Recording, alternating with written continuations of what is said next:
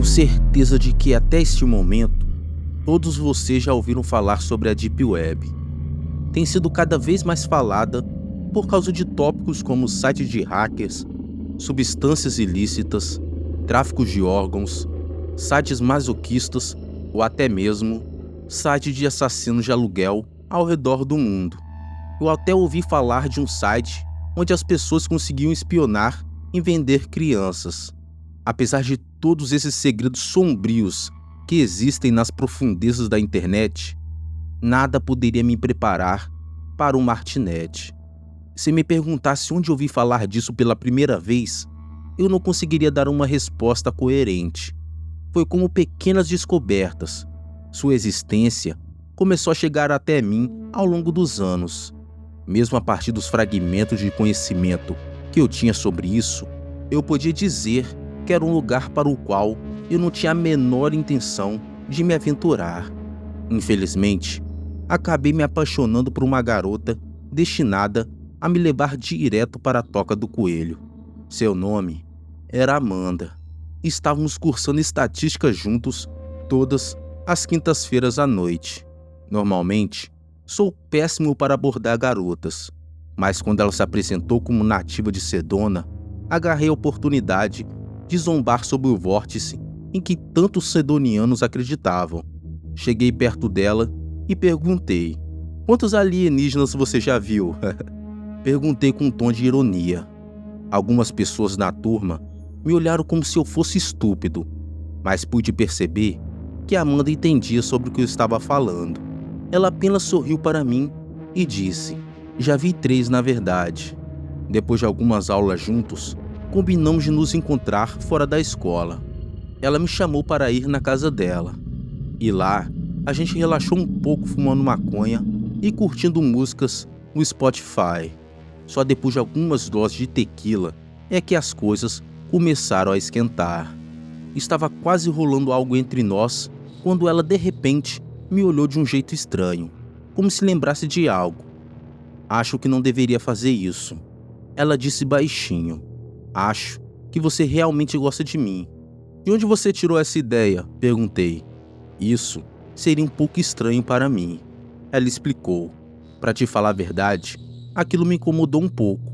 Mesmo que eu estivesse disposto a aceitar algo casual, eu meio que estava começando a gostar dela para simplesmente deixar passar. Não sei se foi a situação, o efeito adicional da tequila e da maconha, mas eu fiquei sem palavras no momento. Parecia que ela desligou abruptamente. Eu me levantei da cama, me vesti e fui embora. Na semana seguinte, ela não apareceu mais na aula.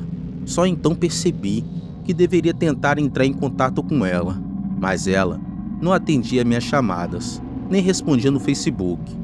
Depois de mais uma semana sem informações dela, fiquei desesperado e fui até o apartamento dela. A porta da frente estava destrancada, mas não havia ninguém lá dentro. Eu estava prestes a ligar para a polícia, mas pensei que talvez devesse dar uma olhada. Sem muita cerimônia, abri um laptop e comecei a procurar. Foi lá que encontrei o download de um programa chamado Martinet. Ela já tinha o instalado e havia uma janela minimizada. Quando cliquei no atalho, apareceu um registro de chat entre ela e alguns outros usuários e uma conversa privada. Estavam discutindo sobre preços. Aparentemente, os 3 outros usuários concordaram em pagar $20.000 por algo. Senti um arrepio repentino. Será que isso é sobre sexo? Será que ela estava envolvida com algo como prostituição? Olhei para cima desesperadamente em busca de mais informações, mas a última coisa que vi foi uma data. Segunda-feira à noite, 3 horas da manhã, servidor alfa. Uma voz familiar perguntou atrás de mim: "Tem alguém aqui?" Respondi pensando que era a hora de enfrentar a situação de uma vez. "Pô, Léo, que loucura é essa?" Ela perguntou. "Estava preocupado contigo, cara," respondi. "Cara, tu nem me conhece direito. Como tu acha que pode só invadir minha casa desse jeito?" Eu me desculpei várias vezes, mas ela continuava irada com aquilo. Mesmo na raiva dela, dava para perceber algo bem diferente. tinha umas olheiras profundas e ela parecia mais pálida do que o normal. Ela estava usando uma bandana roxa na cabeça, escondendo o cabelo, que já estava ralo. "Sai daqui e não volte mais", ela gritou comigo. Eu fingi que não estava magoado e fechei a porta quando saí. No caminho para casa, só conseguia pensar em como ela estava doente. Será que sempre foi assim e eu não percebi? No que ela estava se metendo? Não conseguia me concentrar nas aulas nos próximos dias. Mesmo sem conhecer a Amanda por tanto tempo, sentia a necessidade de entender o que estava rolando com ela. Não dava para simplesmente esquecer tudo isso. Na tarde da segunda-feira, baixei o tal cliente do Martinet e dei uma olhada no programa. Era fácil de mexer. Só tinha 5 servidores: Alpha, Beta e outros nomes. Passei por alguns, mas estava meio que parado. Só no servidor Delta vi um chat com 4 usuários, 2 com preços do lado dos nomes. Parecia que os servidores eram de graça para assistir, contanto que alguém pagasse pelos shows no Delta. Nessa hora, tinha uma mina com tatuagens tribais se divertindo com os objetos. Tudo que os usuários pediam, ela de alguma forma tirava de dentro dela. Fui ficando mais nervoso conforme o dia passava. Quando bateu 3 horas da madrugada, já tinha uns 20 usuários na tela. No topo da tela, tinha 3 caras pagando que eu já tinha visto no PC da Amanda, cada um contribuindo com uma parte dos $20 mil. De repente, a tela preta acendeu e lá estavam os olhos verdes lindos. Ela estava ainda pior do que da última vez que a vi. Ela estava literalmente doente. "Oi, pessoal", ela disse, forçando um sorriso. Parece que a notícia se espalhou. Não vi um servidor assim desde aquela vez que uma menina fez um retrato nu dela mesma, usando fezes como tinta. A barra de chat começou a bombar, com reações e bate-papo sobre o show.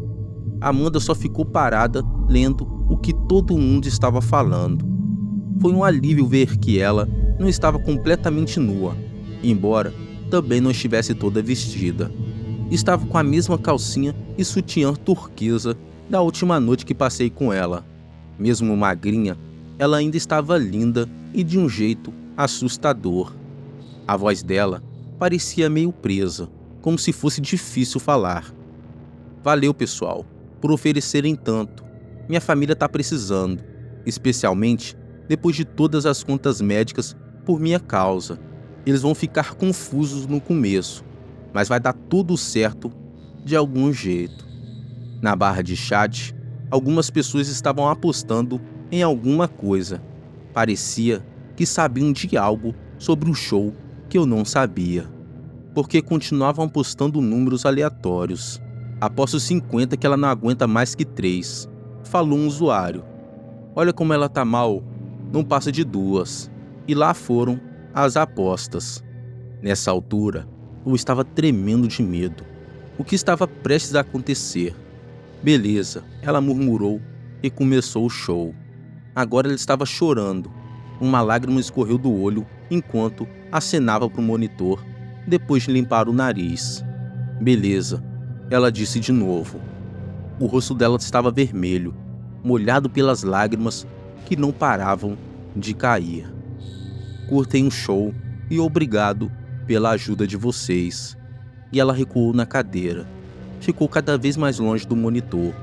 De repente, vi algo prateado nas mãos dela.